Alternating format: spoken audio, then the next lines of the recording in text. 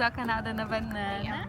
Terça-feira, na verdade, terça-feira novamente, a gente vai ter uma consulta que é muito importante, no caso da Ana, não só por conta da síndrome de Down, mas por conta do diagnóstico que ela recebeu de epilepsia e de neurofibromatose tipo 1 que ela tem, então ela tem que sempre fazer um acompanhamento desses exames, essas coisas. Pra gente fazer agora essa semana, a gente acaba caindo num assunto que muita gente me pergunta, que é sobre o sistema de saúde aqui e como são as coisas, como que a gente faz com a Ana aqui, em relação ao plano de saúde, a sistemas, programas assistenciais do governo, coisas como a gente tem aí no Brasil, tipo o SUS, se tem aqui ou não. Então eu vou falar um pouquinho, mas acho que eu vou acabar dividindo em 2 vídeos para não ficar muito longo, né? Então eu vou começar explicando um pouquinho de como foi meu primeiro contato com o sistema de saúde daqui. Em abril de 2012, fazia 5 meses que a gente estava aqui.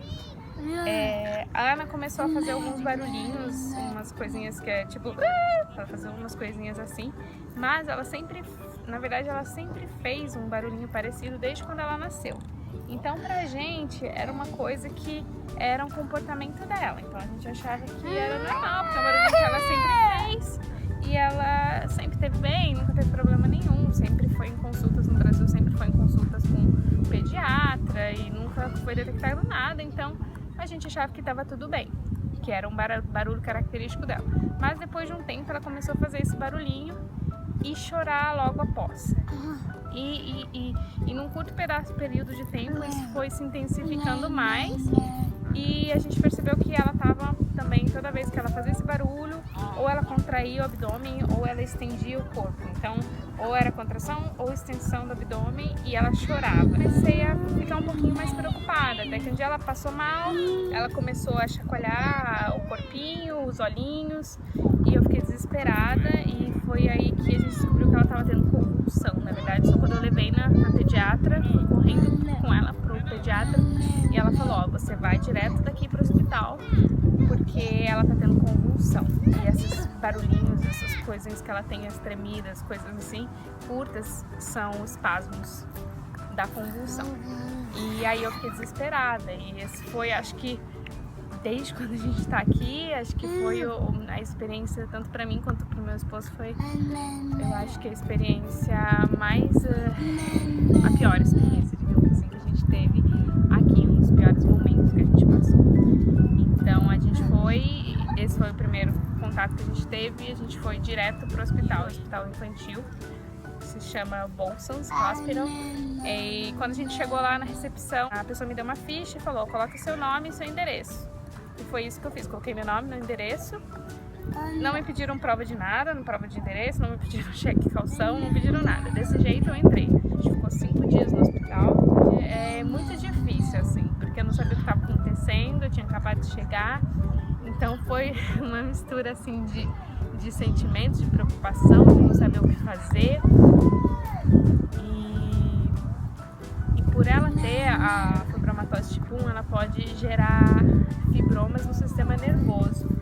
Isso pode ocasionar tumores, não malignos, mas um tumor que mesmo benigno pode trazer alguns danos, né? O medo dos médicos, a preocupação deles era que a convulsão estivesse sendo gerada por um tumor na cabeça. Então, enquanto eles iam executando todos os testes, todos os exames, não tinha muito, né? A gente ficava só na angústia, assim. Graças a Deus, depois que eles fizeram todos os exames, tudo, eles viram que não tinha nenhum tumor, graças a Deus, e que na verdade a origem da convulsão dela era mesmo o diagnóstico de epilepsia. Então, que ela tinha epilepsia e que ela precisaria então começar a tomar diariamente o remédio para controlar as convulsões e os espasmos. Então, esse foi o meu primeiro contato que eu tive com o hospital. Falando um pouquinho da parte financeira agora, no meio todo desse processo de 5 dias dormindo no hospital, coisa assim, veio uma assistente social do hospital conversar com a gente e eles perguntam se você tem algum insurance, se tem plano de saúde para cobrir as despesas. Eu não tinha acabado de chegar. Então eu falei, não, eu não tenho um seguro médico. E eles falaram, não se preocupe porque a gente vai aplicar para o Medicaid. se fosse o SUS, né? Para explicar para vocês mais ou menos como seria o SUS do Brasil. Então eles mesmos pedem o documento que eles precisam, comprovante de renda, comprovante de endereço, coisas assim, e eles mandam toda a documentação. O mais importante é que eles falam assim, não se preocupe, você não tem seguro, você não se preocupe, porque o mais importante agora, eu me lembro certinho, eles falaram, o mais importante agora, mãe, é se preocupar com a vida da Ana, se preocupar com o bem-estar e com a saúde dela. A conta, a parte financeira, a gente vê depois, né? Então isso não se preocupe que a gente resolve depois. E isso pra mim não tem preço, sabe? E eu tinha acabado de chegar, tudo novo, ainda não tinha nem visto como que eu ia fazer com essa parte de convênio, nada. Mas isso foi uma coisa que eu acho que pra gente pesou muito assim, na decisão de realmente querer viver aqui, de pensar que a gente tomou a decisão certa. Porque eu falei, do mesmo jeito que eu entrei, eu saí, sem pagar nada, sem deixar nenhuma garantia. Ninguém perguntou, ó, você tem dinheiro para você entrar, para você ser atendido? Então isso foi uma coisa que pra gente assim não tem preço. Eu falava assim, não tem problema, se a conta chegar a $1 milhão, eu não me importo, eu vou fazer o que for, eu vou negociar, eu vou pagar, não me importa, depois eu vejo.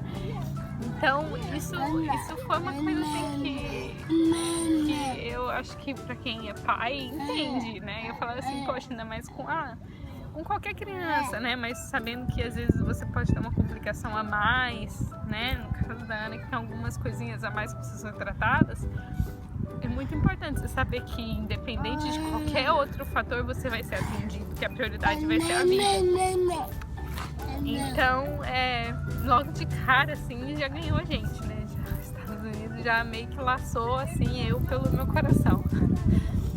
É eternamente grata, assim, pela maneira que a gente foi recebida, abraçada aqui. Espero que um dia todo mundo possa ter essa mesma oportunidade em qualquer lugar, né? Independente do lugar que esteja, tem essa oportunidade, esse direito preservado de ter acesso à saúde, à educação, essas coisas assim. Divertido,